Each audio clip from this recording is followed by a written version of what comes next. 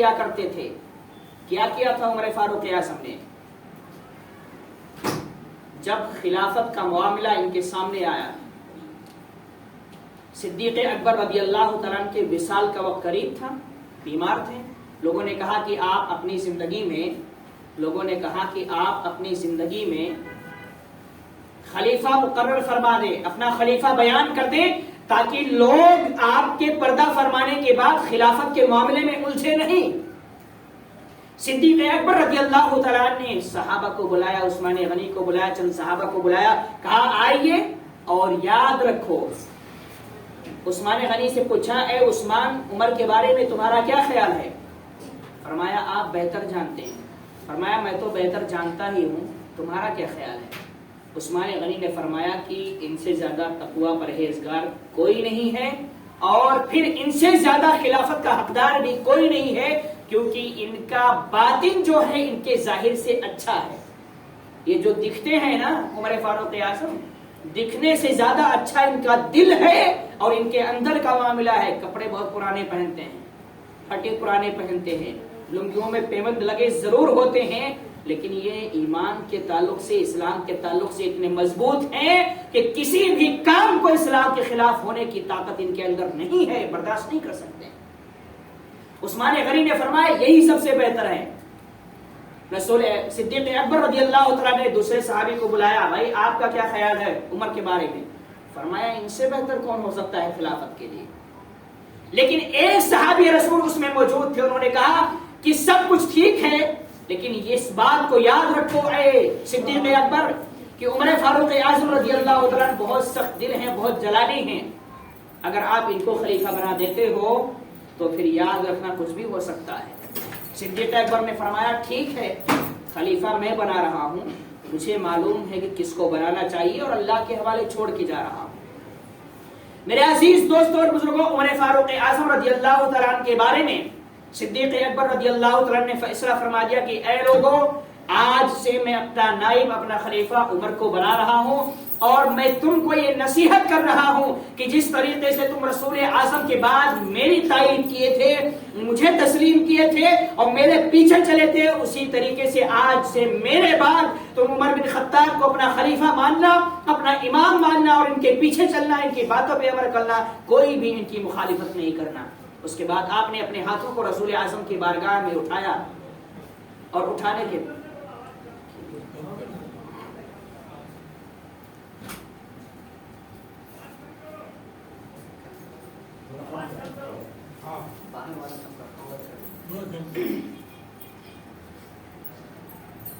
صدیق اکبر رضی اللہ تعالیٰ نے اپنے ہاتھوں کو اٹھایا کہ اے اللہ، میں عمر بن خطاب کو اپنے بعد خلیفہ مقرر کر رہا ہوں، تیرے حوالے کر رہا ہوں، میں اپنی اجتہاد کے مطابق یہ فیصلہ لے رہا ہوں، آگے سنبھالنا تیری ذمہ داری ہے، ان کو ثابت قدم رکھنا تیری ذمہ داری ہے. بہرحال عمر فاروق اعظم رضی اللہ تعالیٰ عنہ خلیفہ مقرر کر دیے گئے.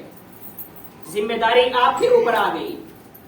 جب ذمہ داری آئی تو ایک میٹنگ صحابہ کرام کی بیٹھتی ہے. میٹنگ میں کیا ہوتا ہے کہ بھائی عمر فاروق اعظم اب تک اپنا کاروبار کر کے روٹی روزی کا انتظام کرتے تھے، لیکن خلیفہ ہو گئے تو پوری قوم کا خیال کرنا ہے، دیکھ بھال کرنا ہے، ان کے گھر کا خرچہ کیسے چلے گا. عمر فاروق اعظم چاہتے تو کہتے کہ بیت المال سے میں جتنا چاہوں گا لے لوں گا، میں اپنے گھر کو چلاؤں گا، کیونکہ میں خلیفہ ہوں، میں جیسا چاہوں گا یوز کر سکتا ہوں. لیکن کہا نہیں، تم فرماؤ، تم لوگ بتاؤ میں کیسے اپنے گھر کا خرچہ چلاؤں. عثمان غنی اور بڑے صحابہ کرام نے کہا کہ جتنی ضرورت آپ کو پڑتی ہے اتنا بیت المال سے آپ لیتے رہیں. ایک رقم، ایک مقدار فکس کر دی گئی، متعین کر دی گئی کہ عمر فاروق اعظم کا خرچہ اتنے میں پورا ہو جائے گا. تاریخ کی کتابوں میں آتا ہے کہ عمر فاروق اعظم نے اس سے ایک درہم بھی زیادہ کبھی بھی اپنے لیے استعمال نہیں کیا، یہاں تک کہ آپ کے انتقال کے وقت 80,000 سے زائد درہم آپ کے قرض بھی تھا، پھر بھی اس قرض کو دور کرنے کے لیے بیت المال سے نہیں لیا. کیوں نہیں لیا؟ عمر فاروق اعظم کا ماننا ہے کہ یہ میرا مال نہیں ہے، یہ میرا نہیں ہے، یہ پوری قوم کا ہے، یہ پوری قوم پہ خرچ ہونا چاہیے. قوم کے فیصلے نے جتنا میرے لیے متعین کیا اس سے زیادہ میرے لیے حرام. ایک مرتبہ ایسا ہوا کہ آپ کے خرچ بڑھ گئے. ظاہر سی بات ہے زمانہ بڑھتا گیا تو خرچ بھی بڑھ گئے. جب خرچ بڑھ گیا تو سوال یہ پیدا ہوا کہ عمر فاروق اعظم کا جو متعین ہوا ہے وہ تھوڑا سا بڑھا دیا جائے. لیکن صحابہ کرام آپ کے جلال سے اتنا ڈرتے تھے کہ کسی کی ہمت نہیں ہوئی کہ جا کے عمر کو بول دیں. تو سہارا کس کا لیا؟ آپ کی بیٹی کا سہارا لیا، حضرت حفصہ رضی اللہ تعالیٰ عنہ، اور کہا کہ جاؤ اپنے ابا سے پوچھو ایسا ایسا معاملہ ہے، کیا چاہتے ہیں، وہ کیا کرنا چاہتے ہیں. ہم یہ مشورہ کر چکے ہیں کہ آپ کو ضرورت ہے تو آپ بیت المال سے اپنی رقم بڑھا لیجئے اور جو متعین تھا اسے بڑھا کر لے لیجئے. جیسے ہی آپ نے کہا عمر فاروق اعظم جلال میں آ جاتے ہیں کہ کس کس نے یہ کہا ہے، اس کا نام بتاؤ. حضرت حفصہ سوچتی ہے اگر نام بتا دیا تو جو لوگ بولے ان کی خیریت نہیں ہے، اس لیے نام نہیں بتایا. ابا آپ کو ضرورت ہے نہیں وہ بتاؤ. بیٹی میں اللہ کی رضا پر راضی ہوں، وہ میرا مال نہیں ہے، وہ پوری قوم کا مال ہے، اور جیسا قوم استعمال کرے گی ویسا وہ خرچ ہوگا. میں اپنے لیے استعمال نہیں کر سکتا، وہ پوری قوم کے لیے استعمال ہوگا. میرے عزیز دوستو، خلافت کے منصب پر فائز ہیں. چاہتے تو سب ہڑپ لیتے جیسے آج لوگ کر رہے ہیں. کرسی ملتے ہی ابا کی جاگیر ہو جاتی ہے. ارے یہ سیاست کی بات ہے تو دونوں ہے. دین کے کرسیوں پر جو بیٹھے ہوئے وہ بھی دین کے مال کو اپنے باپ کا مال سمجھ رہے ہیں. جہاں خرچ ہونا چاہیے وہاں نہیں، بس اپنے پیٹ میں گھساتے جا رہے ہیں، اور وہ پیٹ اتنا بڑا ٹنکی ہے کہ بھرنے کا نام ہی نہیں لے رہا ہے.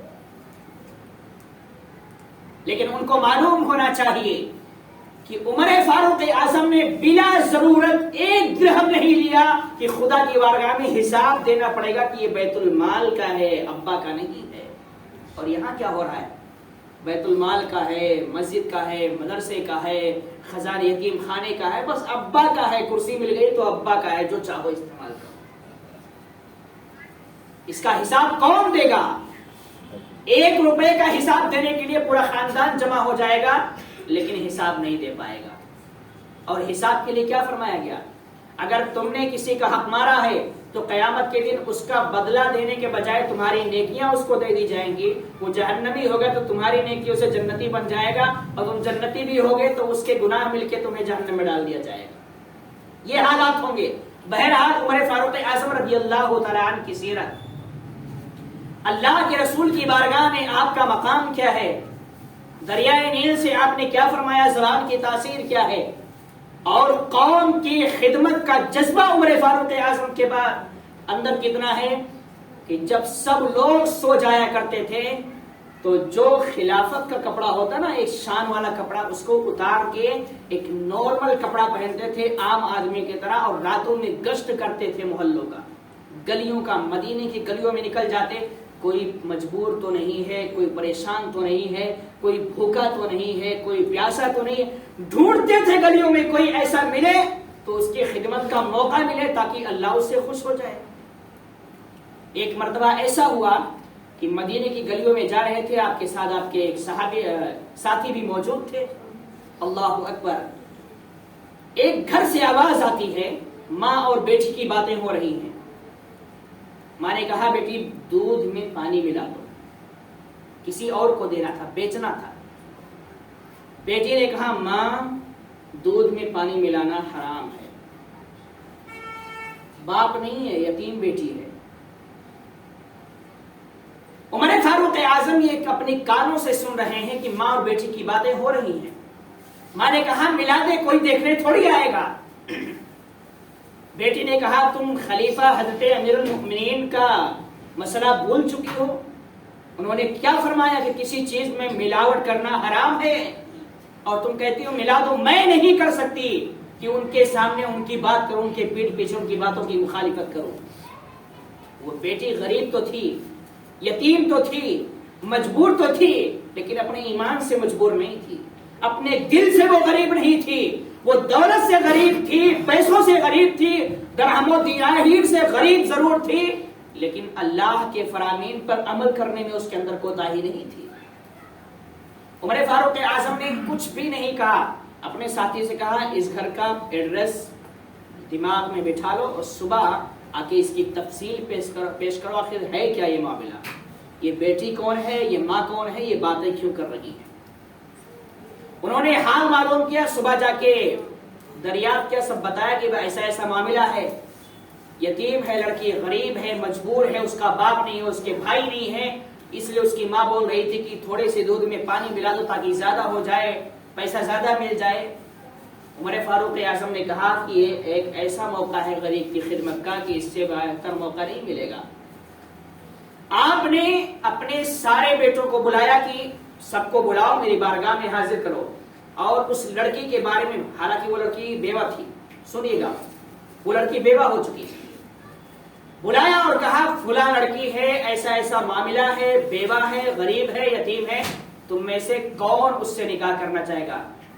اللہ والے تھے اور بیٹے بھی اللہ والے تھے۔ سارے بیٹے یہ وقت جواب دیتے ہیں کہ ابا آپ ہم میں سے جس سے چاہیں اس کا نکاح کرتے ہیں، ہم نکاح کرنے کے لیے تیار۔ لیکن اس میں ایک بیٹے ایسے تھے جنہوں نے زیادہ اصرار کیا کہ غریب ہے، یتیم ہے، مجبور ہے، بیوہ ہے، تو ایسی لڑکی کو میں اپنی نکاح میں لا کر اس کی خدمت کرنا چاہتا ہوں تاکہ میرا رب بیوہ کی خدمت کرنے کی وجہ سے مجھ سے راضی ہو جائے۔ عمر فاروق اعظم رضی اللہ عنہ نے گھر پہ نکاح کا پیغام بھیجا اور اپنے بیٹے سے اس بیٹی کا نکاح پڑھا کے اپنی بہو بنا کے اس کو اپنے گھر میں لا کر کھڑا کر دیا۔ یہ ہے اللہ والے۔ اور آج کیا ہوتا ہے، 10 لاکھ کیش نہیں دے پائے گا، اتنا جہیز کا مال نہیں دے پائے گا، لڑکی خوبصورت ہے بیچاری، پرہیزگار ہے، سب کچھ ہے، جہیز نہیں دے پائے گا تو نکاح نہیں ہو سکتا ہے۔ کچھ تو کم بخت قسم کے لوگ ایسے بھی ہیں کہ نکاح کے بعد کھڑے ہو جاتے ہیں کہ گاڑی نہیں دے گا تو لڑکی کو نہیں لے جائیں گے۔ ان کو عمر فاروق اعظم سے سیکھنا چاہیے کہ یہ وہ لوگ ہیں جنہوں نے اپنے بچوں کا نکاح چائے پر بھی نہیں کیا تھا، شربت پہ بھی نہیں کیا تھا، بس نکاح کیا اور لڑکی کو اپنے گھر میں لے کر آ گئے، ان کے گھر پہ پانی بھی نہیں پیا تھا۔ یہ وہ لوگ ہیں۔ اور آج پہلے ہی بھائی آئیں گے ہم 400 لوگ باراتی، ہمارے باراتیوں کا کھانے پینے کا انتظام ایسا ہونا چاہیے، ایسا ہونا چاہیے۔ ابا کی جاگیر ہے، آپ کو بتاؤں میں، اگر شریعت کی روشنی میں دیکھا جائے نا تو لڑکی کے گھر زیادہ تعداد میں بارات لے جانا بھی حرام ہے۔ نکاح کا مطلب یہ نہیں ہوتا ہے کہ اس کے اوپر تم کھانے پینے کی ذمہ داری ڈالو، نہیں، وہ اپنی خوشی سے کرے گا تو جائز ہے، ہم دباؤ ڈالیں گے تو وہ ناجائز ہو جائے گا۔ لیکن آج کیا ہوتا ہے، ہمارا خاندان بڑا ہے، ہمارے دوست بہت زیادہ ہے، ہمارا جو ہے پہچان بہت زیادہ ہے، یہ ہے وہ ہے، ہم 400-500 لوگ ہو جائیں گے، اس سے بھی زیادہ ہو سکتے ہیں، انتظام ویسے چاہیے اور اچھے سے اچھا انتظام چاہیے۔ ٹھیک ہے، بیٹا ہے ہمارا، لڑکی ہے اس کی، تو ہم اتنا دادا گیری کرتے ہیں، لیکن اے بھکاری یہ بھی تو بتا کہ تو نے مہر میں کتنا دیا اس کو، اس سے کیا کیا لے لیا، مہر میں کیا تو نے دیا، گاڑی بھی چاہیے، فریج بھی چاہیے، کولر بھی چاہیے، کیا کیا نہیں چاہیے، سوئی سے لے کر ہار تک چاہیے، سب کچھ چاہیے، بیڈ چاہیے، سیٹ چاہیے، گدا چاہیے، چادر چاہیے، تکیا چاہیے، پلیٹ چاہیے، چمچ چاہیے، کھانے کے لیے بیچارے کے گھر میں پلیٹ بھی نہیں ہے، پلیٹ بھی مانگ رہا ہے، گلاس پانی پینے کے لیے مانگ رہا ہے، اتنا بڑا بھکاری ہے کہ ٹرک لے کے جا رہا ہے، لا بھیا لاد دے، اب لے جا رہا ہوں گھر بسانے کے لیے، اتنا سب کچھ لیا، لیکن بتا ہے بھکاری تو نے اس بیٹی کو مہر کے نام پر کیا دیا ہے؟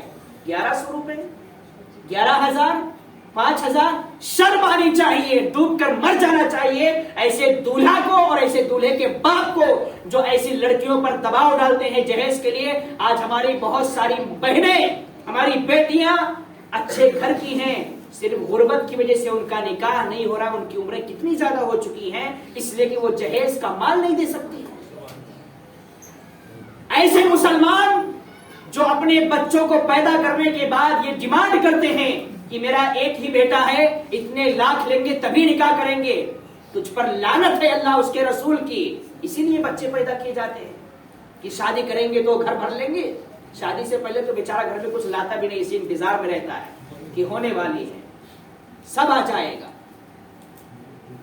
اتنے بڑے ظالم ہیں یہ لوگ کہ دنیا میں اگر ان کو دیکھو گے تو ان کے چہروں پر نحوست برستی ہے، اور قیامت میں تو ان کے جو ٹھوکے جائیں گے जो कोड़े पड़ेंगे, हथौड़े पड़ेंगे, उसका तो कोई एतबार नहीं, कितने पड़ जाएंगे। तो ऐसे लोग भी हैं। ऐसे लोगों को उमर फारूक आजम की इस वाक़े से नसीहत हासिल करनी चाहिए कि देखा कि बेटी यतीम है, बेवा है, गरीब है, मजबूर है, तो अपने बेटों से निकाह करके क्या किया, अपनी बहू बनाया। और वो बहू बनाते थे तो बहू समझते नहीं थे, बेटी समझते थे, सगी बेटी। और आज तो यहाँ ये भी हो रहा है ना कि बहू से अलग तरीका है, वो बेटी से अलग तरीका है। अपनी बेटी है तो बहुत प्यार है, और बहू है तो सिर्फ काम कराना है घर का, बस कुछ नहीं करना है। बराबर से बेचारे को खाना भी नहीं खाने देते हैं। बेटी आती है तो बेड पे सोती रहती है, टीवी देखती रहती है, और बहू फजर से पहले उठती है और चालू हो जाती है रात के 2 बजे तक। ये नाइंसाफी और ये जुल्म किसी की बेटियों के साथ करने वाले कौन सा मुंह दिखाएंगे अल्लाह की बारगाह। आज अगर ये कहा जाए कि बहुत सारे घर जो बिगड़ते हैं वो बेटियों से नहीं, बेटियों के माँ बाप से बिगड़ते हैं। क्योंकि बेटियों को बढ़ावा देने वाले, बेटियों को चढ़ाने वाले, बेटियों को हिम्मत देने वाली उसकी माँ होती है, उसका बाप होता है। ससुराल में मियाँ बीवी में कुछ बिगाड़ पैदा हो जाए, सास ससुर में कुछ बिगाड़ पैदा हो जाए, तो ननद में कुछ बातें हो जाए, बेटी फोन करती है, अम्मी ऐसा हुआ, क्यों पीछे हटी, एक बोली थी 2 बोलना चाहिए, एक गाली दी थी तो तुझे 2 देना चाहिए, तो पीछे क्यों हटी, उसकी हिम्मत कैसे हुई मेरी बेटी से ऐसे बात करने के लिए। ये माएं और ये बाप जो इस तरीके से अपनी बच्चियों को चढ़ाते हैं, ये घरों को सिर्फ तबाह करते हैं और बर्बाद करते हैं। और ये वो लोग हैं जो शादी करने के बाद इनका एक ही वार होता है कि दामाद को अपने कब्जे में करो, बेटी को राज कराने के लिए रखे। माँ बाप से अलग कर दो, भाई बहनों से अलग कर दो, अलग घर लेके रहे और सबको छोड़ दे। बाप भूखा मर रहा है, माँ भूखी मर रही है, भाई बहन तड़प रहे हैं भाई के प्यार के लिए, कुछ नहीं। और ये बेवकूफ नौजवान भी ऐसा है कि एक बीवी के प्यार में और सास ससुर के बहकावे में ऐसा आ जाता है कि अपने माँ बाप को भी छोड़ने के लिए तैयार हो जाता है। ऐसे नौजवानों पर भी लानत बरसती है। बीवी की मोहब्बत और बीवी के हुकूक अलग हैं, माँ बाप की मोहब्बत, माँ बाप के हुकूक अलग हैं, दोनों के हुकूक हमको अदा करना। और ये सारे हुकूक हमें सीखना है तो इन्हीं सहाबे किराम से सीखना है। उमर फारूक आज़म रज़ी अल्लाह तआला अन्हु, अल्लाह अकबर, एक ऐसी गरीब की मदद किया। आज 100 में कहीं एक अगर हो जाए कि कोई मालदार किसी गरीब से शादी कर ले तो मैं समझता हूं उसको इस दौर का अजूबा समझा जाएगा। जैसे ताजमहल एक अजूबा है, वो कयामत के लिए अजूबा बन जाएगा कि फुला एक ऐसा शख्स था जो बहुत बड़ा मालदार था और उसने अपने बेटे का निकाह एक यतीम लड़की से किया था, एक गरीब लड़की से किया था, अजूबा बन जाएगा। और आज तो हालात ऐसे हैं कि जो जितना बड़ा मालदार है वो इतना बड़ा भिखारी बन जाता है, उतना ही जहेज का डिमांड कर देता है। ये हालात बन चुके हैं हमारे मुआशरे के। आज जो हमारे मुआशरों पे अल्लाह की लानत बरस रही है, हर तरह से मुसीबतें आ रही हैं, ये सब इसी वजह से आ रही है कि हम अच्छा काम करने को तैयार नहीं है। यही उमर फारूक आज़म है कि एक रात गश्त कर रहे थे। औरतों के हुकूक को कौन समझता है? गश्त कर रहे थे, देखा कि एक औरत है जो बाहर घूम रही है। अब वो बेचारी घूम रही थी, आपकी नजर पड़ी, उससे तो कुछ नहीं पूछा। बाद में आपने तहकीक किया, पूछा कि बताओ क्यों इतनी रात को तुम घर के बाहर घूम रही हो? उसने कहा कि मेरा शौहर 4 महीने से मुजाहिदों के साथ गया हुआ है, मैं उसी की याद में घूम रही। उमर फारूक आज़म खुद शर्मिंदा हो जाते हैं कि अब क्या करूं, कैसे इसका फैसला करूं। आप अपनी बेटी को बुलाते हैं, बेटी से सवाल करते हैं कि बेटी बताओ, एक औरत अपने शौहर के साथ छोड़कर कितने महीने तक रह सकती है, कितने दिनों तक दूर रह सकती है? बेटी भी शर्मा गई। उमर फारूक आज़म ने कहा कि बेटी, दीन के मामलात में किसी से शर्म नहीं की जाती है। ये मेरे घर का मसला नहीं है, ये शरीयत का मसला है, इसमें शर्म मत करो, बताओ मुझे, क्योंकि मुझे पूरी कौम को सबक देना है। आपकी बेटी ने कहा कि 3 महीने और ज्यादा से ज्यादा 4 महीने, इससे ज्यादा एक औरत अपने शौहर से नहीं जुदा रह सकती। उमर फारूक आज़म ने फौरन कासिद को भेजा कि जाओ ان مجاہدوں کے بیچ میں سے اس کے شوہر کے بلا کے لاؤ اور قانون بنا دیا کہ جو بھی کہیں پر جائے گا 4 مہینہ پورا ہونے سے پہلے اس کو اپنے گھر واپس آنا ہے. 4 مہینے سے زیادہ وہ باہر نہیں رہ سکتا ہے. قانون بنا دیا تھا عمر فاروق اعظم نے. یہ ہے اللہ والے جو عورتوں کا حقوق سمجھتے ہیں. آج کچھ لوگ الزام لگاتے ہیں اسلام پر نا، پڑھے لکھے دنیاوی لوگ، کہ اسلام میں عورتوں کا کوئی مقام نہیں ہے، یہ نہیں ہے، وہ نہیں ہے. اسلام نے جو مقام دیا ہے وہ تو کسی نے دیا ہی نہیں. عزت اگر عورتوں کو ملی ہے تو اسلام سے ہی ملی ہے. ہم نے آپ کو پہلے دن بتایا تھا کہ رسول اعظم کے اعلان نبوت سے پہلے عرب کا حال کیا تھا، عورتوں کا حال کیا تھا. بیچا جاتا تھا بازاروں میں بیچا جاتا تھا. کوئی بیوہ ہو جاتی تو اس کو استعمال کیا جاتا تھا، لڑکیوں کو زندہ مار دیا جاتا تھا. اسلام آنے سے ان سب کو راحت مل جاتی ہے. اسلام نے تو عزت دیا ہے. بہرحال عمر فاروق اعظم رضی اللہ تعالیٰ نے یہ قانون بھی بنا دیا کہ 4 مہینے سے زیادہ کوئی گھر کے باہر نہیں رہ سکتا ہے. اس کو واپس آنا ہے اور اپنے بال بچوں سے ملنا ہے. عمر فاروق اعظم رضی اللہ تعالیٰ نے یہ معاملہ جب آپ کے سامنے آیا تو آپ نے اس کا فیصلہ فرمایا. ایک واقعہ اور ہوا. بہرحال واقعے کی طرف نہ جاتے ہوئے آپ کے شہادت کا واقعہ بیان کروں.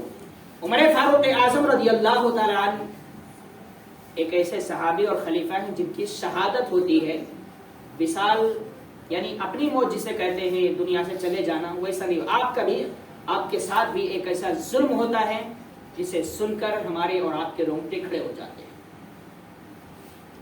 کون کب کس کے ساتھ غلط کر جائے اس کا فیصلہ ہم اور آپ نہیں کر سکتے. عمر فاروق اعظم رضی اللہ تعالیٰ عنہ، اللہ اکبر، آپ نے حضرت مغیرہ رضی اللہ تعالیٰ عنہ کے غلام کا مسئلہ تھا. چونکہ وہ غلامی کرتا تھا تو آپ اس سے ٹیکس وصول کرتے تھے، روزانہ 4 درہم لیتے تھے. آج بھی عرب میں یہ چل رہا ہے کہ جو لوگ یہاں سے باہر سے کام کرنے کے لیے جاتے ہیں، کفیل حضرات ان سے منتھلی لیتے ہیں 250 500 وہاں کا. وہ اسی دور سے چلتا آ رہا ہے اور آج بھی چل رہا ہے. 4 درہم لیتے تھے اور وہ غلام جو تھا وہ اچھا خاصا کاریگر تھا، بڑھئی تھا، جسے فرنیچر کا کام آج بولتے ہیں، نقاش تھا، لوہے کا کام کرتا تھا. بہرحال وہ شکایت لے کر عمر فاروق اعظم کی بارگاہ میں آیا کہ ہمارے آقا جو ہیں مغیرہ وہ ایسا ایسا ہمارے ساتھ کر رہے ہیں کہ ہم سے ٹیکس زیادہ وصول کر رہے ہیں، آپ کچھ کم کرا دیجیے. عمر فاروق اعظم نے فرمایا یار تم اتنے بڑے کاریگر ہو اور اتنا سب کچھ جانتے، تمہارے لیے 4 درہم کیا ہے. انہوں نے یہ انداز میں کہا اور اس کو یہ بات لگ گئی، غصے سے تلملا گیا، واپس چلا گیا. کچھ دن کے بعد عمر فاروق اعظم نے اسے پھر بلایا اور کہا تم نے کہا تھا کہ تم میرے لیے چکی بناؤ گے جو ہوا سے چلے گی. تو اس نے کہا ہاں میں تمہارے لیے ایسی چکی بناؤں گا جس کو لوگ ہمیشہ یاد رکھیں گے. یہ اس کی دھمکی تھی جو عمر فاروق اعظم سمجھ جاتے ہیں. اور اس کے جانے کے بعد فرماتے ہیں یہ نوجوان میرے قتل کی دھمکی دے کے گیا ہے. چاہتے تو گرفتار کر لیتے، پکڑ لیتے، بند کر دیتے، لیکن یہ اللہ والے تھے، بھروسہ تھا اللہ پر کہ اگر اسی کے ہاتھوں موت لکھی ہوئی ہے کچھ کر کے مطلب نہیں ہے، شہادت کا مقام ملے گا. فرمایا یہ قتل کی دھمکی دے کے گیا ہے، چھوڑ دیا، جانے دو، جو ہوگا دیکھا جائے گا. اللہ اکبر. وہ ابو لؤلؤ نام کا شخص تھا، پوری تیاری کے ساتھ ارادہ کر لیتا ہے کہ عمر فاروق اعظم کو شہید کرنا ہے. خنجر لیتا ہے اور زہر میں باقاعدہ اس کو دھار کرنے کے بعد زہر میں اس کو ڈبوتا ہے تاکہ اور زخم پہ جب لگے تو پھر عمر فاروق اعظم کے بچنے کا کوئی چانس نہ رہ جائے. اور فجر کی نماز کے وقت وہ تلاش میں مسجد نبوی کے پاس آ کے کھڑے ہو جاتا ہے اور جب نماز کے لیے امامت کے لیے عمر فاروق اعظم آگے بڑھتے ہیں تو وہ بھی نمازیوں میں شامل ہو جاتا ہے. صف میں کھڑا ہو گیا. عمر فاروق اعظم نے امامت سے پہلے کہا کہ لوگ اپنی صفوں کو سیدھی کر لو. جب یہ جملہ آپ نے ارشاد فرمایا تو وہ پیچھے تھا اور صف سیدھی کرنے کے بہانے پہلی صف میں آگے کھڑا ہو گیا. عمر فاروق اعظم رضی اللہ تعالیٰ جیسے ہی نیت باندھتے ہیں اس نے پیچھے سے آپ پہ 2 وار کیا. وار اتنا خطرناک تھا کہ آپ وہیں پر بے ہوش ہو کے گر جاتے. بے ہوش ہو کے جب گر گئے تو وہ بھاگنے لگا. بھاگتے بھاگتے اس نے 13 صحابیوں پہ حملہ کیا جس میں سے 6 شہید ہو گئے.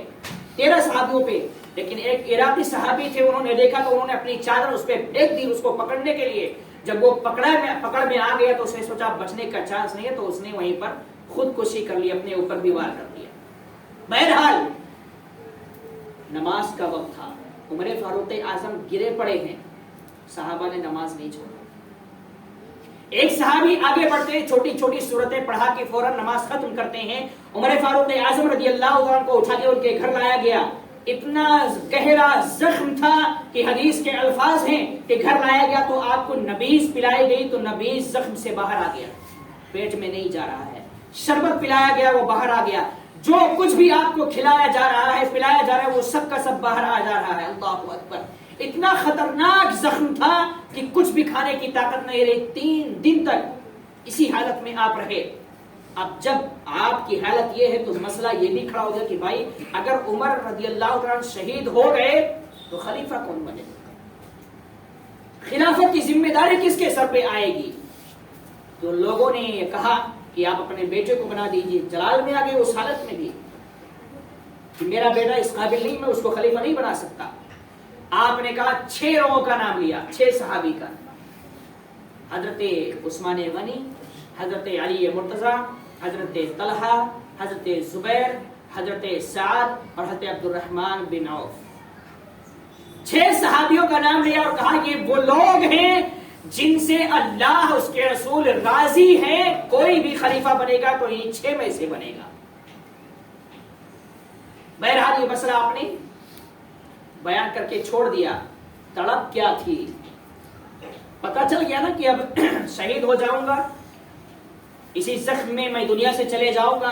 تو آخری تمنا عمر فاروق اعظم کی کیا تھی کہ مصطفیٰ کے قدموں میں مجھے بھی دفن ہونا ہے. یہ ہوتی ہے محبت کہ جاتے جاتے حضور کو نہیں بھولتے ہیں. حضرت عبداللہ بن عمر کو, اپنے صاحبزادے کو حضرت عائشہ کے پاس بھیجا کہ جاؤ اور ان سے اجازت لو کہ میں شہادت کے بعد حضور کے بازو میں یعنی صدیق اکبر کے بازو میں ہی دفن ہونا چاہتا ہوں. کیا وہ مجھے اجازت دے گی؟ کیوں اجازت مانگا؟ کیونکہ اس جگہ کی مالک حضرت عائشہ رضی اللہ تعالیٰ عنہا تھی. اور آپ کو یہ بھی بتا دوں کہ وہ جگہ جو بچی ہوئی تھی اس جگہ کو حضرت عائشہ نے اپنے لیے رکھا تھا کہ میں وصال کے بعد خود یہاں دفنائی جاؤں. لیکن جب آپ کی شہادت کی خبر 3 دن کے بعد زخم کی تاب نہ لا کے آپ کو لگا کہ میں شہید ہو جاؤں گا, تو حضرت عبداللہ بن عمر کو بھیجا کہ جاؤ اور حضرت عائشہ سے اجازت لے کے آؤ.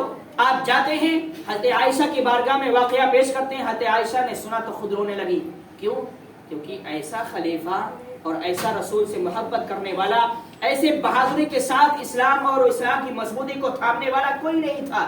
آپ کو معلوم ہونا چاہیے آج جو بھی اس دنیا میں نصاب چل رہا ہے, فوج کا ہو, پولیس کا ہو, یہ سب نصاب کہاں قائم ہوا تھا؟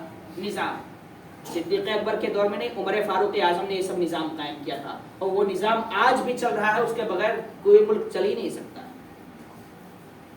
کوئی مانے یا نہ مانے, یہ عمر فاروق اعظم کی دین ہے کہ جو قانون بنایا تھا آج وہ قانون چلتا آ رہا ہے. اپنے بھی مان رہے ہیں, غیر بھی مان رہے ہیں, اور اسی کو سب کچھ سمجھ رہے ہیں.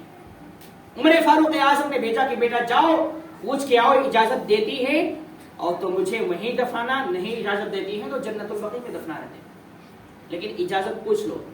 حضرت عائشہ صدیقہ رضی اللہ تعالیٰ عنہا بہت نڈھال تھی ہم سے عمر فاروق اعظم کے اس معاملے کو لے کر.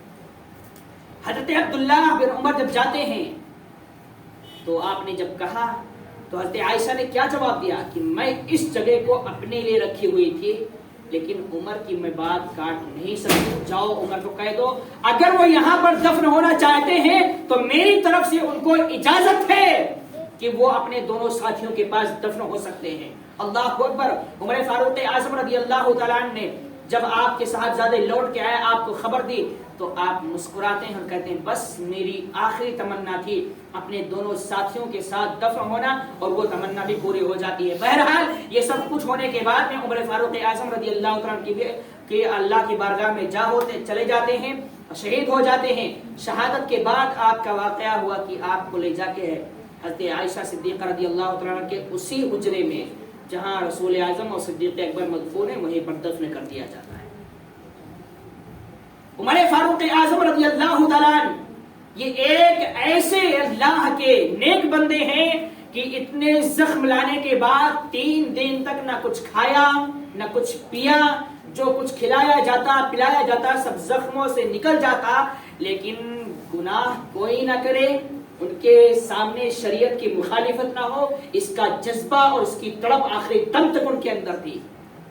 ان کی عیادت کرنے والوں میں جو لوگ دیکھنے آتے تھے ایک نوجوان بھی تھا، اور وہ نوجوان لنگی پہنا ہوا تھا۔ لنگی جو پہنا تھا اس کی لنگی جو ہے وہ زمین سے رگڑ رہی تھی۔ عمر فاروق اعظم کی نگاہ پڑ جاتی، بلایا اس نوجوان کو، بلاؤ، اور فرمایا یہ لنگی اوپر کرو کیونکہ زمین سے رگڑ رہی ہے، ٹخنے سے نیچے ہے، یہ حرام ہے، یہ تکبر کی پہچان ہے، ایسا کپڑا آج کے بعد نہیں پہننا۔ ہم ہوتے تو بیماری کے عالم میں ایسے کاک رہے ہوتے کہ حالت خراب ہو گئی ہوتی، لیکن یہ عمر فاروق اعظم رضی اللہ تعالیٰ عنہ ہے کہ اتنے شدید زخم میں بالکل روح نکلنے والی ہے، لیکن شریعت کے خلاف کوئی کام ان کے سامنے ہو جائے، یہ عمر فاروق اعظم کو دیکھ کر گوارا نہیں ہو رہا ہے، اور ابھی بھی نصیحت کرتے نظر آ رہے ہیں۔ میرے عزیز دوستو اور بزرگوں، ان اللہ کے ولیوں سے، ان اللہ کے صحابہ سے، ان خلفائے راشدین سے سبق حاصل کرنے کی ضرورت ہے کہ پوری زندگی اللہ کے رسول کے ہاتھ پر کلمہ پڑھنے کے بعد اس دنیا سے جانے تک ایک ہی جذبہ اس کے اندر تھا کہ رسول